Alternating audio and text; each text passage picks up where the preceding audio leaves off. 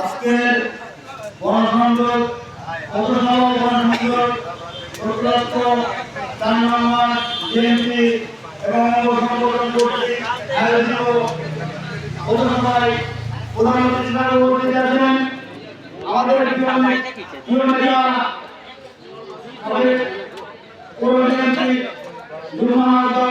সাজুদ্দামান মিলন ভাই আরো উপস্থিত আছেন লালপুর থানা ছাত্রদলের প্রতিষ্ঠাতা সাধারণ সম্পাদক ফরিদুল্লাহ জামু ভাই সহ অনেক ছাত্রদলের সভাপতি সাধারণ সম্পাদক কৃষক দলের সাবেক সভাপতি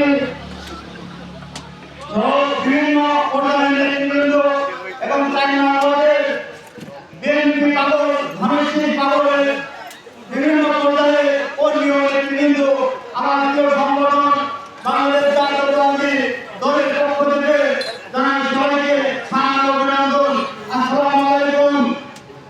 আপনারা জানেন ফজলুর রহমান পটলের সুযোগ্য উত্তরসূরি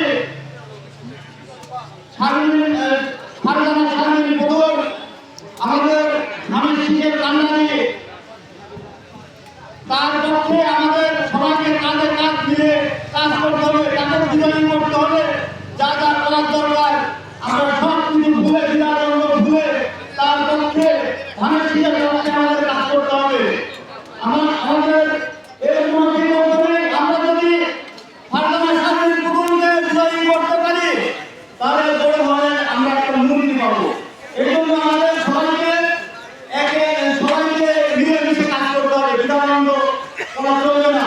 এখানে আমাদের ফারজানা শারমিন পটলকে বিজয়ী করা আমাদের লক্ষ্য, আমাদের সকলের প্রত্যাশা ফারজানা শারমিন পটলকে বিজয় হবে।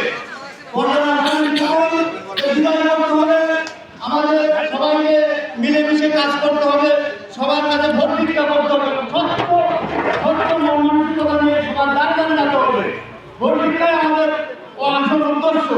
ফারজানা শারমিন পটলকে বিজয় আমাদের উদ্দেশ্য। এই বলে আমি সংক্ষিপ্ত বক্তব্য শেষ করছি। খুদাহাফেজ, বাংলাদেশ জিন্দাবাদ, শহীদ জিয়া জিন্দাবাদ, তামান্নার অহংকার, তারেক রহমান জিন্দাবাদ।